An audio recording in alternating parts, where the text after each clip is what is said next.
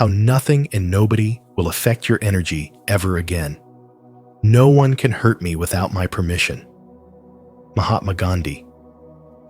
This powerful truth reminds us that our energy is our responsibility, and protecting it is not selfish, it's sacred. In today's video from Spiritual Wisdom, we dive deep into the timeless insights of Carl Jung to show you how to become emotionally untouchable, spiritually centered, and energetically sovereign. If you've ever felt drained by people's opinions or trapped in toxic cycles, this message will help you rise above. Are you ready to reclaim your peace? Let us know in the comments. I protect my energy and choose peace. And don't forget to like, subscribe, and share this wisdom with someone who needs it today. 1. Emotional reactions are mirrors of inner wounds. People don't truly react to reality itself. They react to the meaning their mind assigns to it. Every emotional trigger isn't a sign that life is unfair, but rather a signal that there's something within us that still needs healing. The moment you feel rejected, offended, or hurt, the reaction is rarely about the person in front of you. It's about an old wound, something fragile inside you that existed long before they said a word. As Carl Jung said, until you make the unconscious conscious, it will direct your life and you will call it fate. Most people live their lives not from clarity, but from reaction.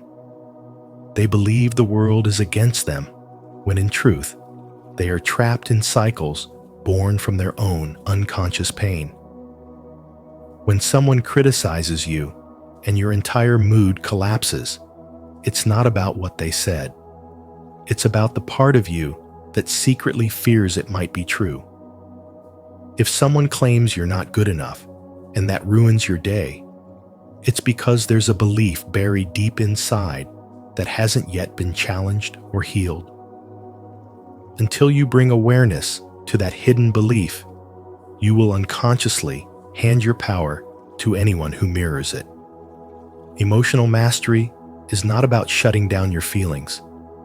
It's about understanding that you're not reacting to life, but to your own internal interpretations of it.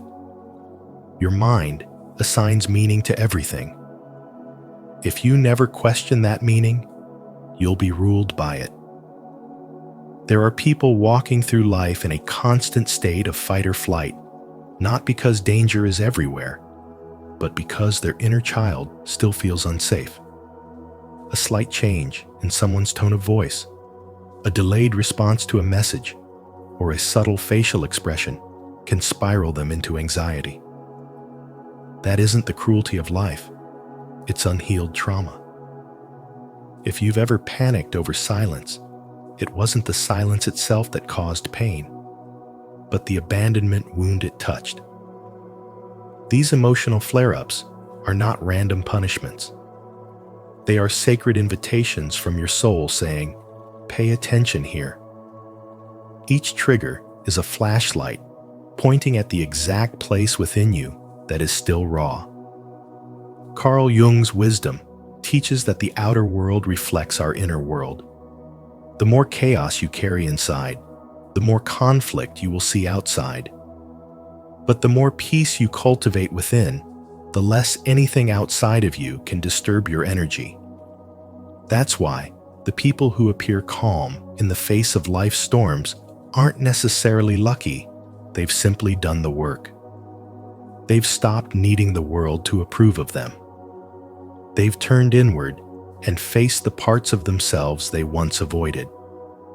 They've rewritten the stories they were once ashamed of and learned to meet life with presence, not defense. In a world that moves fast and values surface-level appearances, it's easy to point fingers when we're in pain. But blame is a subtle form of self-abandonment. Every time you say, "They made me feel this way," you're giving away your sovereignty. But when you ask, "Why did this affect me so deeply?" you open a portal to self-awareness. That question marks the beginning of spiritual awakening. The people who upset you most are often unconscious messengers, helping you find the parts of yourself that still need love and attention. Life isn't punishing you. It's revealing you again and again until you finally choose to look within. Emotional freedom does not mean becoming numb or pretending that nothing affects you. It means developing the strength to sit with your emotions without being ruled by them. It means allowing yourself to feel pain without becoming consumed by it, to hold it, learn from it, and then release it. In the end, nothing and nobody can truly disturb your energy unless they activate something inside you that hasn't yet been healed. And when you make peace with those places, when you bring the unconscious into the light, you become untouchable, not because life gets easier, but because you've become stronger, deeper, and more awake. Have you ever paused to reflect on what your emotional reactions are really trying to tell you? If you've recognized a hidden wound beneath a strong reaction, share your insight in the comments so we can grow together. If you're just beginning to explore this, comment, "I'm ready to heal," and join us on this path of inner awareness. 2. The illusion of control keeps you powerless. Most of what you think you're choosing, your reactions, habits, and even emotions, isn't really a conscious decision. It's a replay of your earliest programming. From childhood, we're conditioned by family expectations, social roles, hidden wounds, and beliefs we never questioned. You might believe you're in control, but often you're just following an old script. If you were raised to think love must be earned through perfection, you might now obsess over doing everything right, pushing yourself endlessly, terrified of failure. Not because that's what you want, but because an unconscious fear still holds the wheel. Carl Jung said it best: "Until you make the unconscious conscious, it will direct your life and you will call it fate." But once you see what's happening inside, something powerful happens. You realize you don't need to force everything into place, you need to become aware. And awareness is freedom. When you pause instead of reacting, when you observe instead of obeying old patterns, you create space. Space to choose again. Space to align with who you really are, not who the world told you to be. That is where spiritual wisdom begins, not in fighting reality, but in understanding your inner landscape. Real power doesn't come from controlling the outer world. That's a losing game. Trying to force life to go your way is like trying to hold a river still with your hands. You'll only end up tired, anxious, and defeated. But when you let go, when you allow life to move as it does, you conserve your energy. You begin to dance with life instead of battling it. That flow isn't passivity, it's strength. It's the unshakable clarity of someone who no longer needs approval, certainty, or perfection to feel peace. The obsession with control disconnects you from your power. When you need to manage every detail, your appearance, your relationships, your future, you operate from fear, not truth. That fear steals your joy. It chokes your creativity. You end up surviving your life instead of living it. And the cruel irony is that the more you try to control things, the more unstable you feel. Control is an illusion. Letting go doesn't mean you're giving up. It means you're trusting your inner alignment more than your fear. There's a story of a woman who tried to master every corner of her life. Her calendar was perfect. Her diet was clean. Her morning routine, spiritual practices, Even her self-improvement were all flawlessly managed. But she felt hollow inside. One day, drained and disillusioned, she let go, not in defeat, but in truth. She surrendered the performance. She stopped needing to be flawless. She simply allowed herself to be. Slowly, something shifted. Her energy softened. Her laughter came back. The world noticed her peace, not because she had everything under control, but because she stopped clinging to control altogether. Letting go is not passive. It's not weakness. It's the beginning of transformation. It's the return to presence, to truth, to yourself. When you surrender the need to micromanage life, you awaken your soul's authority. You remember who you were before fear took over. In that space, nothing outside of you, no chaos, no opinion, no outcome can shake your peace. That is what spiritual wisdom leads you to. The quiet, sovereign strength of a soul no longer ruled by reaction, but anchored in awareness. If you're ready to release the illusion of control and reconnect with your true inner power, comment below. I surrender to flow. Let's walk this path of freedom together. 3. Your identity is a construct that limits you. People live in invisible prisons made of identity. They say, "This is who I am," as if those words carry the full truth of their being. But those labels, your job, your roles, your beliefs, your past, are only fragments.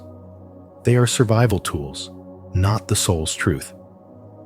Over time, these identities become cages.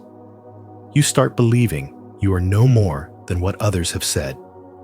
You adapt to fit in, perform to be accepted, and slowly forget who you were before the world taught you to shrink. That rigid self-image doesn't empower your growth. It blocks it. It turns your limitless energy into something confined, contained, and controllable. But your identity isn't fixed. It's a construct. And the moment you begin to see that, you awaken a power inside you that cannot be taken, only remembered. Carl Jung said, "The privilege of a lifetime is to become who you truly are." But to do that, you must first unbecome everything you're not. You must let go of the idea that your identity is permanent, that your past defines your future. The roles you've played were often acts of survival, not reflections of your spirit. And now, they're no longer needed. They keep your energy tied to old stories, to fears and masks that don't fit anymore. Spiritual awakening is not about collecting more. It's about releasing what's false. The more you let go of the illusion, the clearer your truth becomes. And in that release, your real energy, pure, fluid, alive, finally begins to move. Think of your energy as a river. When your identity is too tight, it becomes a dam. It interrupts the current of your creativity, your intuition, your presence. But when you start to soften, when you stop clinging to who you're supposed to be, that dam breaks. The water flows. You begin to speak with clarity, live with power, and love with authenticity. People don't respond to your performance anymore. They respond to your presence. Not because you've added a new mask, but because you've dared to drop the old one. And in doing so, you become magnetic, not for who you pretend to be, but for who you finally allow yourself to become. The phrase, "That's just how I am," may sound honest, but it is one of the most dangerous lies in personal growth. It is not a truth, it's a defense. It protects your ego from change, but it also traps your soul. Every time you say it, you shut the door to transformation. You silence the invitation to evolve. But when you say, "Maybe I'm more than this," something powerful begins to stir. You invite spiritual wisdom to enter. You allow your deeper self Not the wounded child, not the actor, but the ancient soul within to step forward. That is where true change begins. That is where your energy becomes untouchable. Spiritual awakening is the sacred return to who you were before the world told you who to be. It's not about rejecting your identity. It's about breaking free from its limits. When you no longer need to be anyone in particular, you create space for everything you truly are. And in that freedom, nobody can control your energy ever again. Because now, your power doesn't come from holding on. It comes from finally letting go. Are you ready to break free from the labels that limit your soul? If so, comment below. I release who I was to affirm your commitment to living with freedom, authenticity, and expansion. 4. Reclaiming personal power requires boundary and clarity. Every time you say yes out of fear, fear of rejection, fear of conflict, fear of not being enough, you are giving away a piece of your energy. When you adjust yourself to make others comfortable, when you try to control how people perceive you, you disconnect from your inner truth. This form of self-abandonment doesn't scream. It whispers quietly through exhaustion, anxiety, and burnout that has nothing to do with your body and everything to do with your soul. As Carl Jung said, the privilege of a lifetime is to become who you truly are. But you can't become that if you're constantly bending yourself to be loved, accepted, or understood. The more you seek approval, the more you lose access to your authentic self. Power doesn't need to raise its voice. It reveals itself in silence, in stillness, in the quiet strength to say no without guilt, to walk away without explaining, to hold your truth even when others don't get it. Boundaries are not signs of weakness. They are declarations of self-respect. They are acts of spiritual wisdom. Without them, others will decide who you get to be, and their version of you will never honor your fullness. Boundaries don't separate you from love. They protect the space where love can thrive without distortion or depletion. If you don't protect your energy, someone else will use it for their benefit.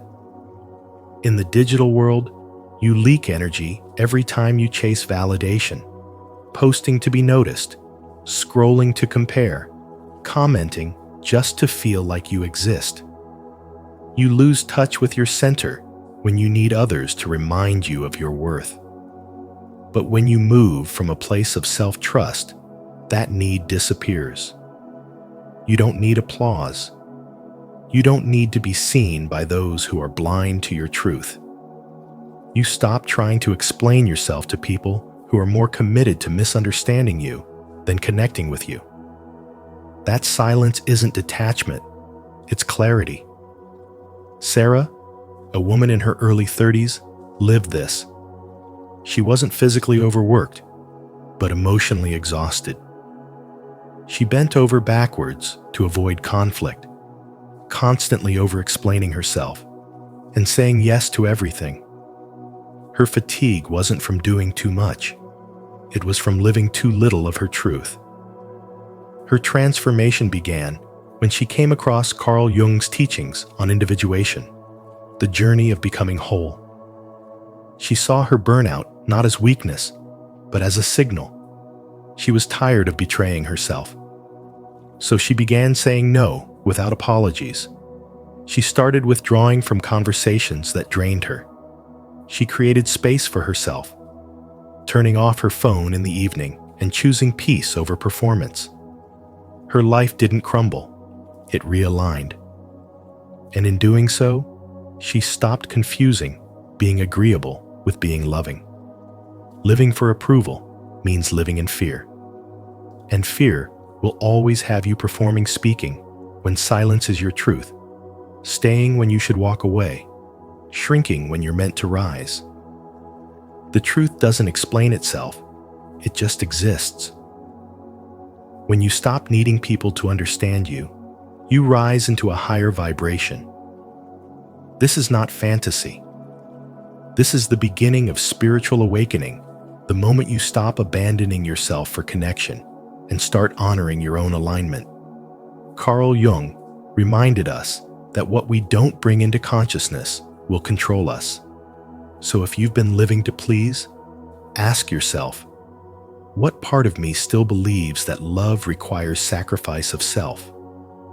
Reclaiming your energy doesn't mean becoming hard. It means becoming real. It means choosing alignment over approval, peace over performance, truth over comfort. Because once you are truly aligned, nothing and nobody can steal your peace. If this message resonates with you, don't forget to like, subscribe, and share your thoughts in the comments below. Let's grow together by honoring our boundaries and reclaiming the energy that truly belongs to us. 5. Sovereignty is radical self-ownership. Sovereignty is not about rebellion. It's about coming home to yourself. It means living from your inner truth instead of bending to the shifting moods, expectations, or opinions of others. When you stop chasing validation and start honoring your own rhythm, your nervous system begins to settle. You no longer feel scattered or lost.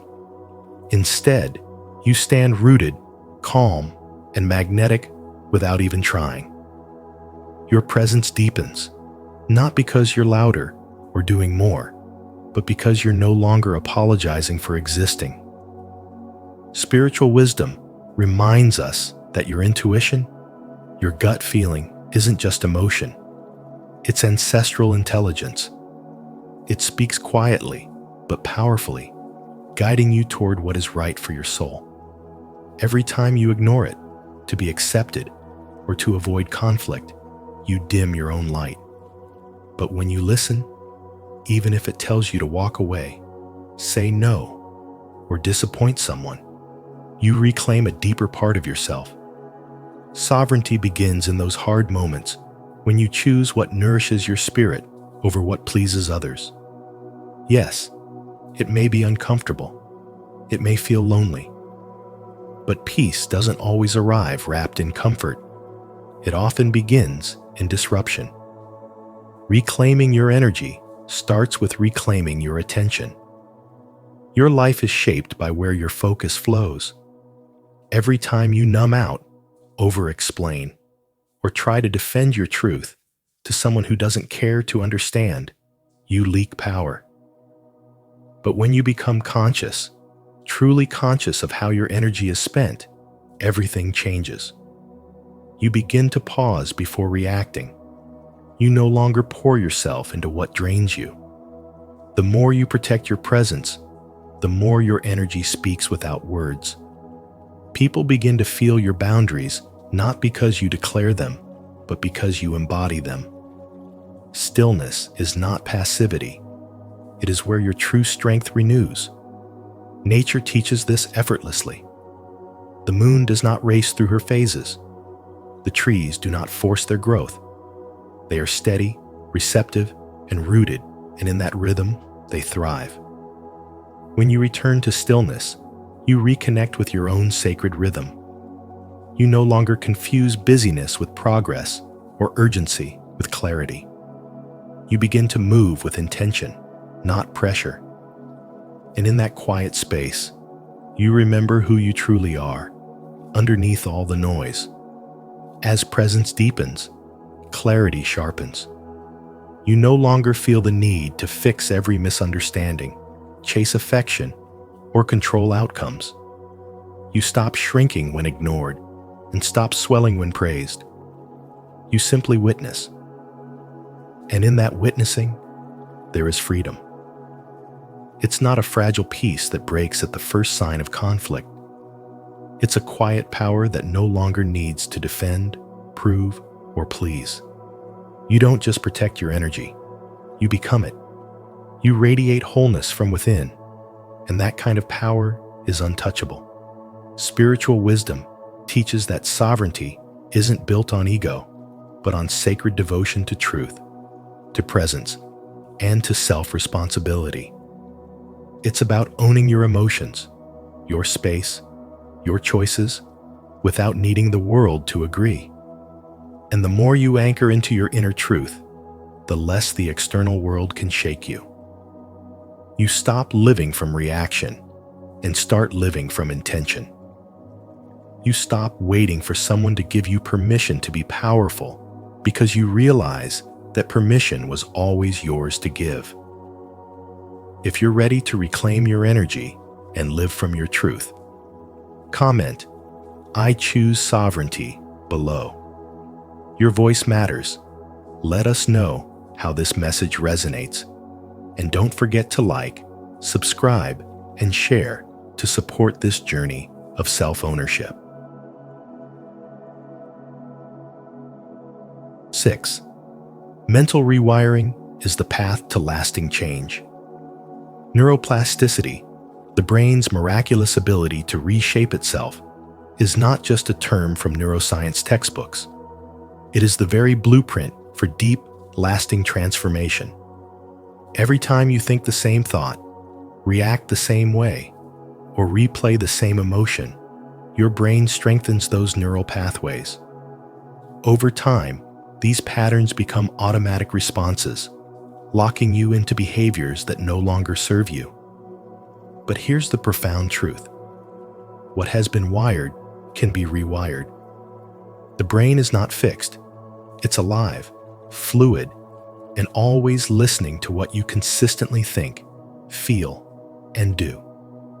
This is where neuroscience meets spiritual awakening, where the science of change becomes the soul's declaration that your inner world shapes your outer life. Every small choice you make is a silent vote for the future version of yourself. That moment when you breathe through anxiety rather than react to it, a new connection is made. When you shift your language from "I can't" to "I'm learning," you're rewiring your belief system in real time. The image you visualize before bed, the words you whisper to yourself in silence, the way you journal instead of suppress, these are not meaningless acts. They are rituals of spiritual power, tools of conscious self-sculpting. Each one tells your brain, "We are choosing again, this time with awareness." Breathwork is not just a calming practice. It's a signal to the body that safety is here. Visualization doesn't just inspire. It trains the brain to feel as if the desired future has already arrived. The repetition of empowering language overrides the old scripts that kept you small. Journaling, often underestimated, brings clarity to confusion and helps translate inner noise into meaningful insight. And sleep, that sacred container, integrates all of your efforts, silently embedding your daily intentions deep into the subconscious. These practices may seem subtle, but they gather strength. Over time, they build the momentum that turns into identity, and identity creates destiny. This journey is not about thinking positively. It's about being reborn through presence. Each breath, each intention, each pause becomes a declaration. I am not my trauma. I am not my old story. I am not a prisoner of past reactions. I am consciousness unfolding. This is spiritual awakening, not a sudden revelation, but a gentle return, again and again, to inner truth. The more you take ownership of your mental landscape, the more your external life will begin to mirror that change. Not because the world becomes easier, but because you become aligned, sovereign, and whole. Transformation does not come with grand fanfare. It comes in quiet moments when you pause before yelling, when you choose softness after disappointment, when you rise again after doubt. That is how you reprogram the system, not through pressure, but through sacred daily rhythm. Each present moment is a gateway to becoming, and each time you walk through it with awareness, you reclaim more of your true self. If you're still here and ready to rewire your mind for lasting change, comment "I'm rewiring" below. Your feedback keeps this journey alive and helps us grow together. 7. Energy mastery is daily strategy. Energy is your most sacred currency, and like any currency, it requires conscious investment. When you stop managing it intentionally, you don't just lose time, you lose presence, clarity, and direction. Carl Jung once said, "Until you make the unconscious conscious, it will direct your life and you will call it fate." The same holds true for your energy. Every unconscious reaction, every emotional trigger, every mental loop you don't interrupt is a withdrawal from your energetic bank account. And this is where real energy mastery begins, not in doing more, but in becoming more aligned. Alignment means using your energy where it thrives and eliminating what constantly depletes you. One of the most powerful keys to this alignment is understanding your timing. Most people burn their brightest hours on low-value distractions and leave their most important work for when their minds are already foggy. That's not just poor planning. That's a disconnect from your energetic truth. When do you feel sharpest? When does your creativity flow most freely? These are your golden hours, and they should be reserved for what truly matters. When your energy dips, honor that dip with rest, with rituals that ground you, or with tasks that require less cognitive load. You are not meant to operate like a machine. You are an energetic being, living in a body that speaks in rhythms, not rigid schedules. Respecting those rhythms is not laziness, it's spiritual wisdom in action. Protection is another pillar of energetic mastery. And here is where Jung's concept of the shadow becomes crucial. The shadow isn't just your darkness. It's everything you've ignored, suppressed, or denied, and it influences you in ways you don't see until your energy is already gone. The modern world is full of silent energy thieves. Not all of them scream negativity. Some arrive quietly. A buzzing phone during your deepest thoughts. A guilt you carry silently. A relationship that smiles on the surface but drains your self-worth at the core. You don't protect your energy by hiding. You protect it by becoming radically honest about what costs too much and saying no from a place of inner clarity. If it steals your light, it's too expensive. Not everything deserves access to your nervous system. I once knew a woman who woke up every morning determined to lead a focused and purposeful life. But before she even left her bed, she would scroll through emails, messages, the news, social media. By the time she stood up, her mind was no longer her own.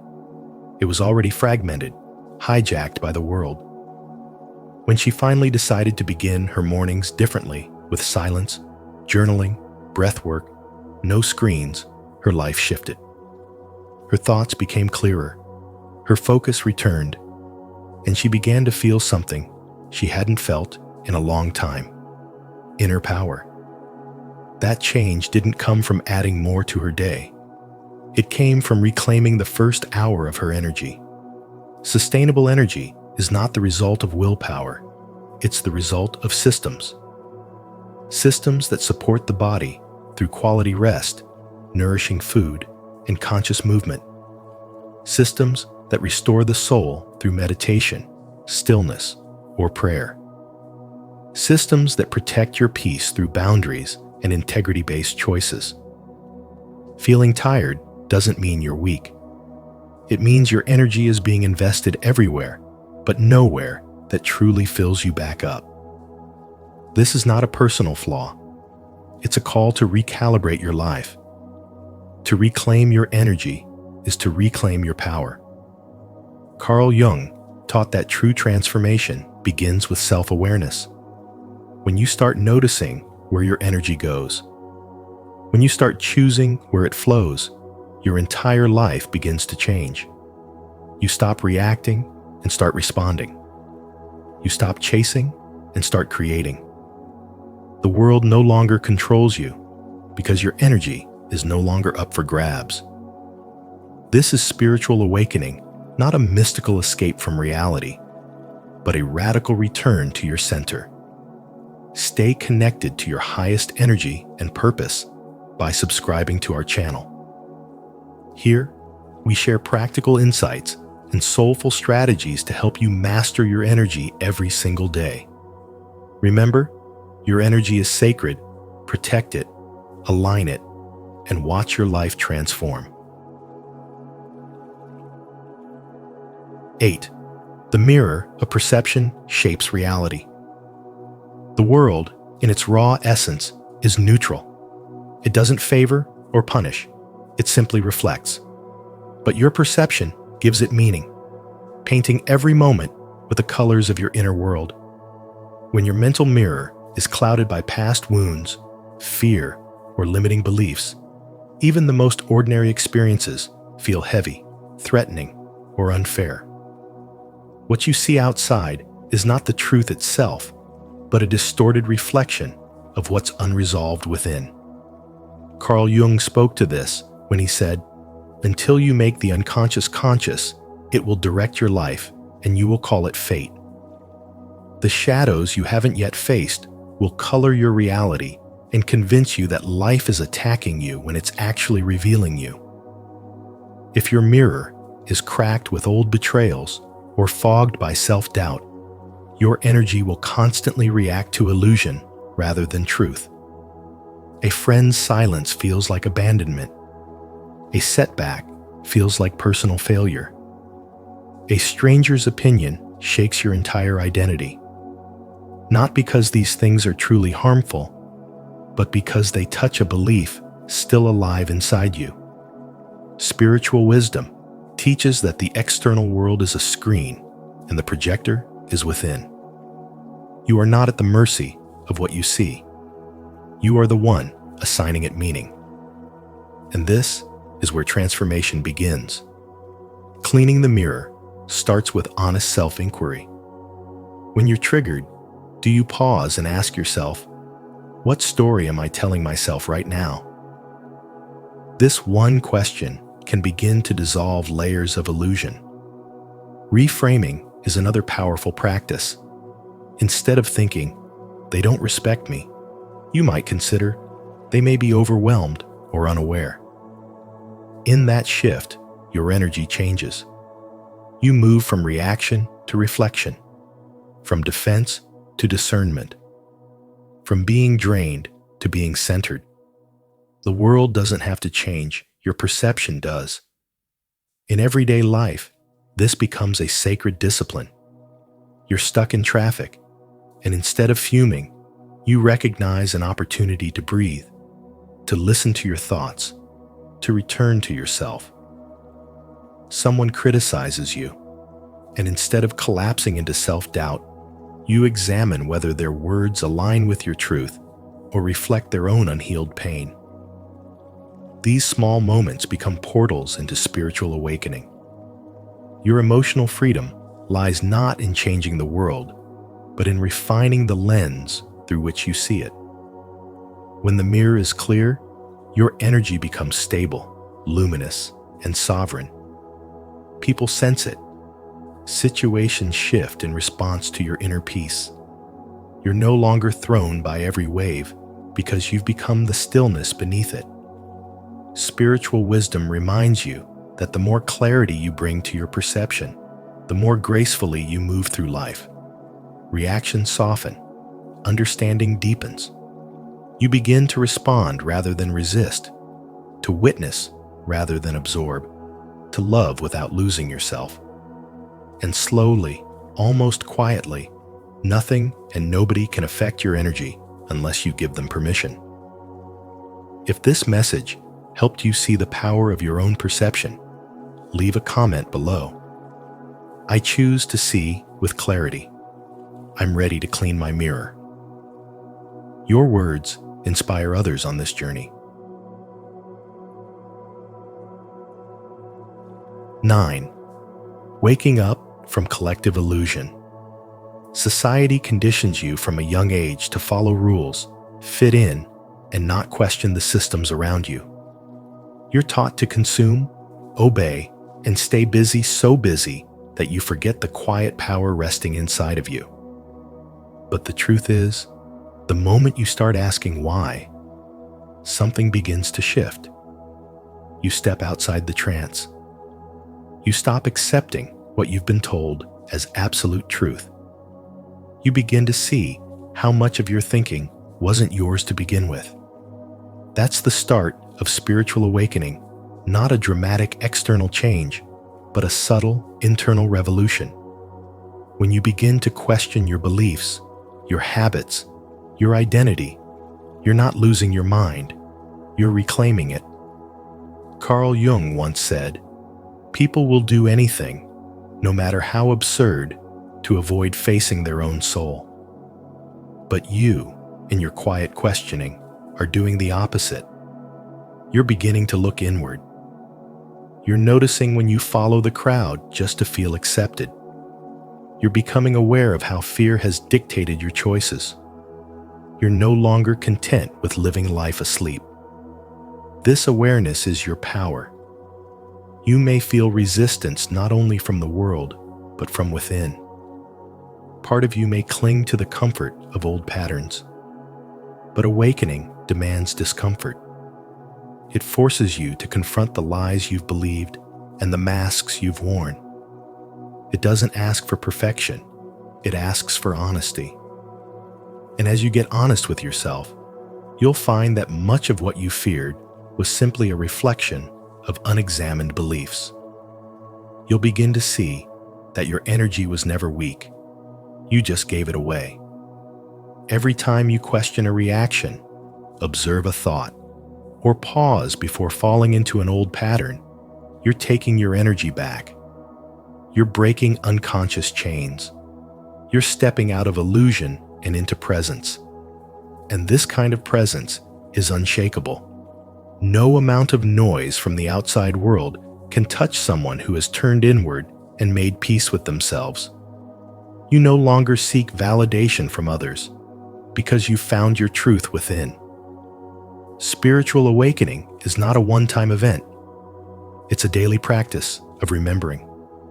Remembering who you are beneath the conditioning, the trauma, the noise. It's a quiet returning to your core, again and again. And each time you return, you find that you're less reactive, more grounded, and less concerned with external approval. That's when nobody and nothing can truly affect you, because your energy is rooted in awareness, not ego.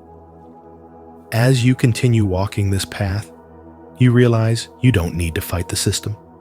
You simply no longer belong to it. You observe, you discern, but you don't attach. And this detachment is not apathy, it's clarity. You see things for what they are. You respond, not react. You choose your energy, your thoughts, your alignment. That is spiritual wisdom in action. That is freedom. If this message helped you see through the illusion, leave a like, subscribe to our channel, and turn on the notification bell so you never miss powerful truths like this. Comment below.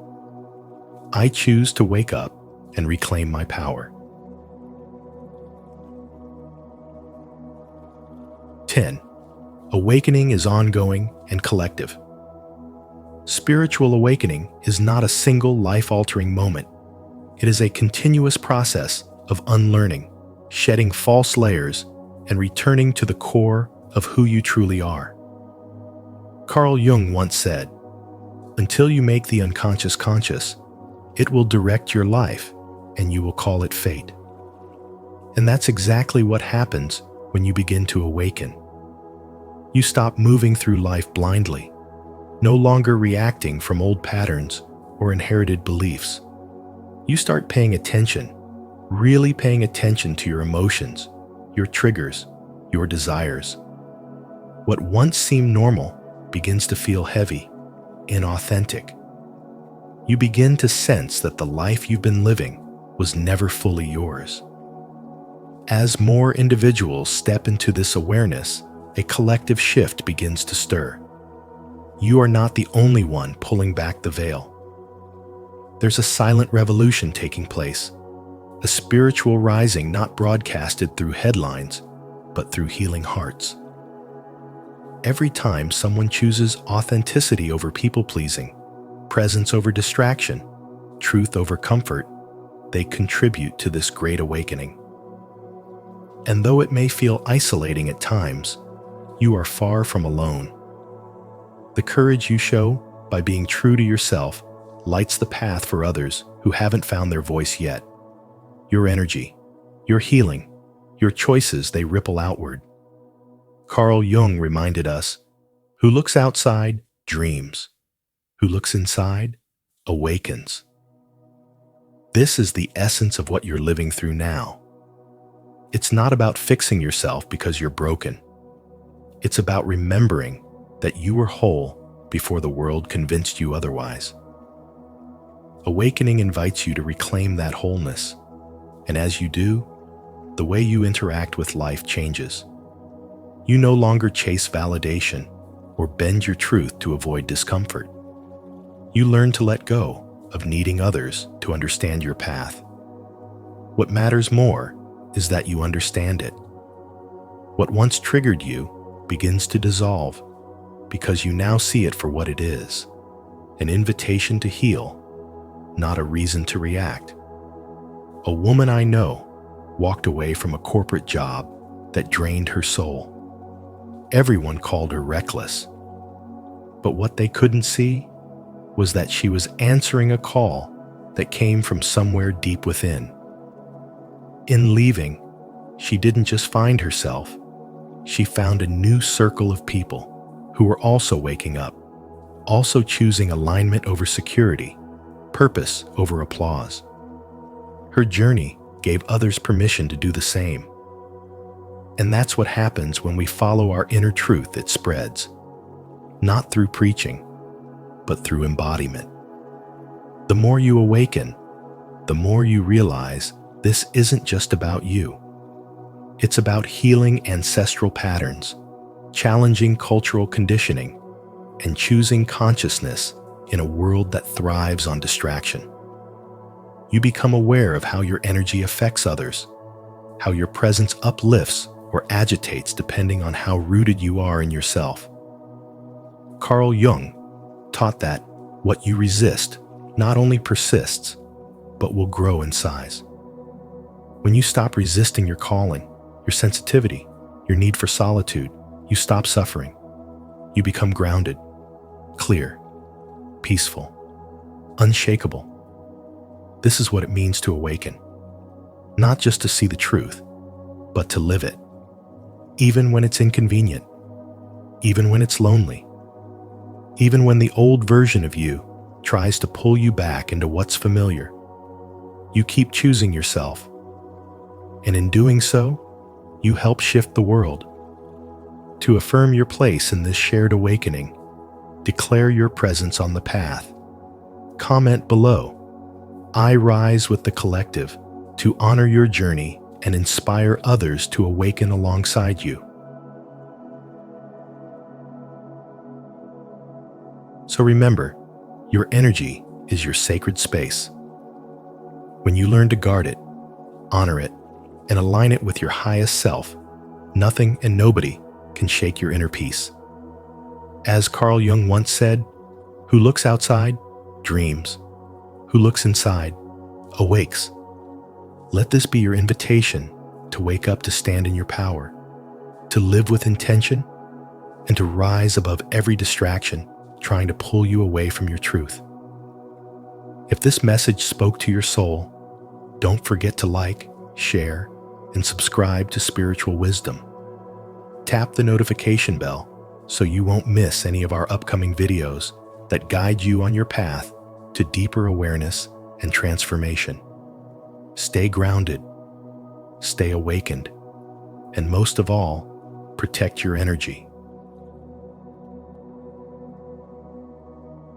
Stay away from people who ask for these 5 things. People will do anything, no matter how absurd, to avoid facing their own souls. Carl Jung. In today's video on Spiritual Wisdom, we explore 5 subtle yet powerful behaviors that drain your energy and block your growth, especially when others ask them of you. These aren't just red flags in relationships.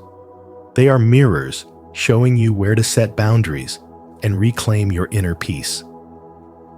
As you listen, ask yourself, who in your life is asking too much of your spirit? Comment below with your thoughts and experiences. Your story might just help someone else awaken too. 1. Being asked to take responsibility for what isn't yours. People will test your boundaries in subtle ways. It often starts with a small favor, something that feels harmless. Maybe they ask you to listen to their problems late at night, help them pay a bill, or fix an issue they created. You say yes because you're compassionate. But over time, the requests grow. What began as kindness becomes obligation. Without realizing it, you find yourself carrying emotional and even financial loads that were never yours to bear. You're solving problems you didn't cause. You're managing emotions that aren't yours. And while they feel lighter, you begin to feel heavy, exhausted, resentful. That's not love. That's emotional exploitation. Carl Jung's deep insight into the human psyche reminds us that projection is one of the most dangerous defense mechanisms. People often project their pain, guilt, or irresponsibility onto others, and those with open hearts are the easiest targets. They'll frame their needs as your responsibility. But here's the truth. You are not their therapist, their bank, their savior. You are not here to fix lives at the expense of your own well-being. The moment you agree to carry what's not yours, you start walking away from yourself. And no relationship, whether it's with a partner, a parent, a sibling, or a friend, is worth abandoning your peace. Spiritual wisdom calls for discernment, not just empathy. Boundaries are not walls that keep people out. They are gates that protect what's sacred within. If someone is constantly asking you to be responsible for their choices, their healing, or their mistakes, they're not seeking connection. They're seeking control. And control often wears the mask of closeness. They'll guilt you, flatter you, even spiritualize the dynamic by saying you're the strong one, the old soul, the chosen healer. But real healing doesn't make you feel drained. Real connection empowers both people, not just one. This kind of manipulation operates on silent contracts. You help them, and in return, you expect appreciation or change. But often, neither comes. Instead, they ask for more. They learn that you will say yes, that your guilt will override your instincts. And every time you say yes to something that violates your inner truth, you weaken your connection with yourself. You begin to live reactively, constantly adjusting your energy to accommodate theirs. That is not spiritual alignment, that is self-abandonment disguised as virtue. Letting go of what's not yours is not cruelty. It's clarity. It's an act of sacred self-respect. When you say, "This is not mine to carry," you're not turning your back on love. You're turning toward a healthier expression of it. You're saying, I will love you, but I will not be your emotional crutch. I will walk beside you, but I will not walk for you. That is spiritual maturity. That is integrity in motion. We must understand that helping someone isn't about sacrificing your own soul. It's about knowing your role. You can support, guide, and inspire, but you cannot rescue. Even Christ didn't heal everyone who asked. He responded to faith, to willingness. So why should you give your light to those who aren't willing to rise? If someone consistently brings you problems, but never solutions, pain, but never progress, chaos, but never accountability, they are not aligned with your path. Spiritual awakening sharpens your inner radar. You begin to feel when something is off. You hear the hidden messages beneath the surface of requests. Help me sometimes really means carry me. And that is where your boundary must stand. Not from anger, but from understanding. Not from fear, but from truth. And your energy is your responsibility. Protect it as if it were your lifeline, because it is. You are not obligated to be anyone's cushion for consequences. Say no when needed. Withdraw when necessary. Remember, your peace is not a sacrifice. It is a statement of divine self-worth. Let them carry what's theirs. Let them grow through it. That is the greatest gift you can offer, not your rescue, but your refusal to enable. That is the wisdom of boundaries. That is spiritual wisdom in its highest form. Have you ever said no to something that wasn't your responsibility? If so, share your story in the comments to inspire others to set healthier boundaries. If not, comment, I will choose myself to take the first step toward emotional freedom. Let's support each other in reclaiming our peace. 2. Being asked to lend money outside of emergencies. Lending money to someone you care about can feel like the right thing to do. But when it's not a true emergency, that one-time favor often becomes a pattern, one that slowly erodes your peace of mind. At first, they say they just need a little help to get back on track. You trust them. You care. You give. But as time goes on, the requests don't stop. They grow. The problem isn't just the money leaving your account. It's the emotional pressure, the subtle guilt, and the unspoken expectation that you'll always say yes.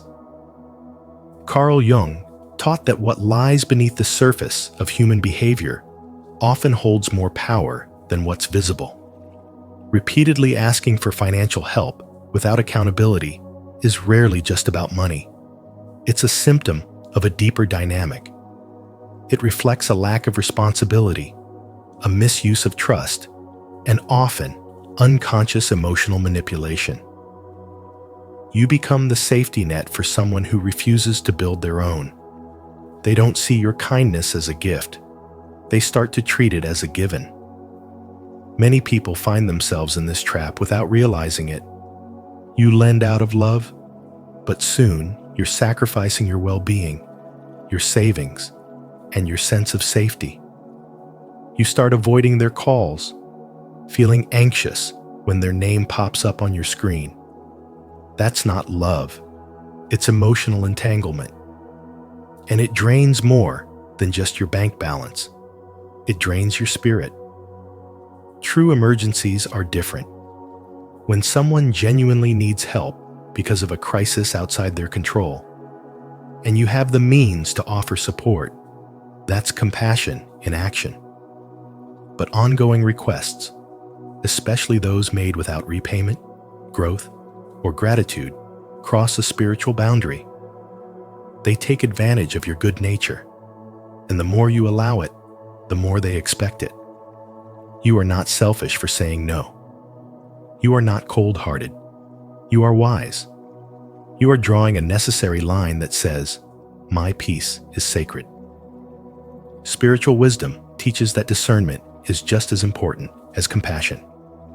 Sometimes, the most loving thing you can do is to let someone face the consequences of their choices. That's how people grow. That's how self-respect is built. You must ask yourself, is this helping them rise, or is it keeping them small? Are you giving because it feels right, or because you're afraid of being seen as the bad person? Your worth is not measured by how much you sacrifice for others who refuse to take responsibility for their own lives. Your energy, your resources, your peace, they matter. Protecting them is not only practical, it is profoundly spiritual. Carl Jung once said that people will do anything, no matter how absurd, to avoid facing their own soul. And sometimes, asking for money again and again is just that, an avoidance of doing the inner work. Don't let someone else's avoidance become your burden. If it costs you your peace, it's too expensive. Always.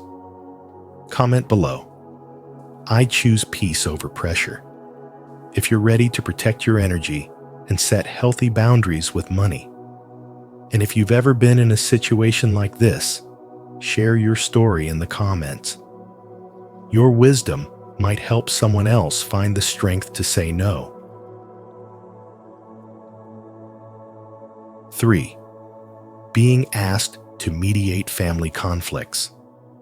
Being asked to mediate family conflicts may sound harmless, noble, even, but it's one of the most subtle and dangerous ways your peace, clarity, and spiritual energy get hijacked. The moment you agree to step into the role of the mediator, especially in emotionally charged situations like inheritance disputes or long-standing grudges, you're not being empowered. You're being used. It's a hidden trap that masquerades as responsibility. But in truth, it's a weight that doesn't belong on your shoulders.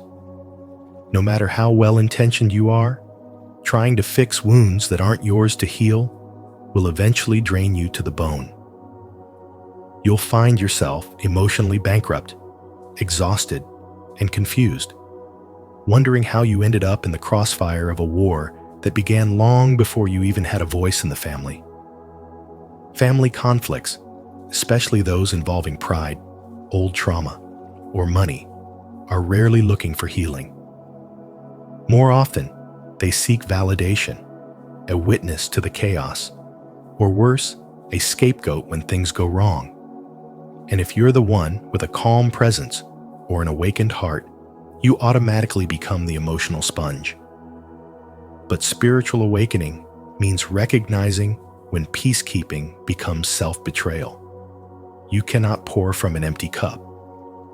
And you certainly can't be the referee in a game where both teams secretly want you to lose. There is a spiritual wisdom in saying no, in holding your ground, in protecting your inner sanctuary from becoming a battleground for generational pain. People who ask you to mediate their conflicts are often trying to avoid their own inner work. They want you to step into the fire so they don't have to. But you are not their therapist, their savior, or their emotional janitor. You are not responsible for fixing dynamics built on decades of unspoken resentment, control, or dysfunction. Carl Jung once said, "Knowing your own darkness is the best method for dealing with the darknesses of other people." And yet, so many want you to confront other people's darkness, while they themselves refuse to even acknowledge it. That's not healing. That's spiritual outsourcing, and it leads nowhere but your own depletion. Spiritual awakening is about awareness, and part of that awareness is knowing when your help is actually enabling, not empowering. Take Mia, a compassionate woman in her mid-30s, who agreed to mediate a heated dispute between her mother and uncle over their childhood home. What began as a sincere desire to bring peace turned into months of emotional labor. Accusations flew, sides were taken, and when it all fell apart, guess who got blamed? Mia. She was accused of bias, of not trying hard enough, of making it worse. In truth, she did everything she could, but it was never her battle to begin with. And in the process, she lost her sense of balance, clarity, and joy. That's the price of stepping into conflicts that are not aligned with your soul's purpose. The truth is simple. Not every family storm requires your umbrella. Not every problem needs your intervention. There's strength in silence. There's power in stepping away. And there is deep spiritual wisdom in choosing your peace over forced loyalty. Just because someone is family doesn't mean they have access to your spirit. Your energy is sacred, and the more awakened you become, the more you realize that guarding your peace is not just an act of self-care, it's an act of spiritual responsibility. So the next time someone comes to you asking you to mediate their emotional chaos, remember this: you were not born to be the sacrificial lamb for broken systems. You were born to awaken, to rise, to shine from a place of wholeness. And that requires boundaries. That requires discernment. That requires the courage to say, I love you, but I will not lose myself to fix what you refuse to face. That is the kind of strength your spiritual awakening calls for. Not the strength to carry everyone's burdens, but the wisdom to know which ones are yours. Have you ever been caught in the middle of a family conflict, trying to fix what wasn't yours to begin with? If so, share your experience in the comments below. Your story could help someone feel less alone. If not, comment, I choose peace, to affirm your commitment to protecting your energy and well-being. 4. Being asked to change who you are or how you live. As you journey through life, especially after seasons of transformation and spiritual awakening, there will come a moment when people around you, family, friends, even colleagues begin to project subtle or direct expectations on how you should live. They may suggest that you change the way you dress, speak, believe, or move through the world. These requests may sound harmless, even loving at times, but underneath, many of them are rooted in discomfort with your individuality. The truth is, asking someone to change who they are to fit into someone else's standards isn't helpful. It's a quiet form of erasure. It dismisses the years you've spent becoming who you are. It ignores the spiritual battles you've endured, the self-reflection, the healing, the nights you prayed for clarity, and the mornings you woke up determined to start again. To ask someone to abandon that for the sake of blending in is not just disrespectful, it's damaging. The problem is that many people don't recognize this for what it truly is. When someone says, "You'd be more attractive if you dressed differently," or "Maybe you shouldn't talk about your beliefs so openly," they are not offering insight. They're handing you a mask. And too many people, afraid of conflict or rejection, put that mask on. They begin to shift, to mold themselves, to comply with someone else's narrative. Slowly, their soul begins to dim, not because it lost its light, but because it was told that shining was too much, and that is the price of approval that is far too high. True spiritual wisdom teaches us that alignment with our truth is sacred. It is not meant to be compromised for temporary comfort or external applause. Carl Jung once said, "The privilege of a lifetime is to become who you truly are." And this becoming isn't a performance, it's a deep, often painful unfolding. So when someone asks you to alter that, To abandon what you've discovered through your awakening, you must see it for what it is, a demand rooted not in love, but in fear. People fear what they don't understand. They fear what challenges their beliefs or calls out their inauthenticity. And often, your unapologetic presence does exactly that. You reflect back to them the courage they haven't yet accessed. You awaken the longing they've buried beneath roles, obligations, and illusions. That's why authenticity is not only your power, it's your responsibility. Every time you choose to remain true to your values, your pace, your voice, your spirit, you declare to the world, I am not here to entertain expectations. I am here to live fully. That level of self-respect becomes a beacon for others still trapped in self-abandonment. It gives them permission to say no, to reclaim themselves, to stop editing their soul for the comfort of others. So when someone asks you to change the essence of who you are, pause. Ask yourself if what they want is love or control, alignment or convenience. Because you are not a character in their story, you are the author of your own. And your spiritual awakening was never meant to make you more acceptable to them. It was meant to make you more aligned with God, with purpose, and with truth. Let no one rewrite that.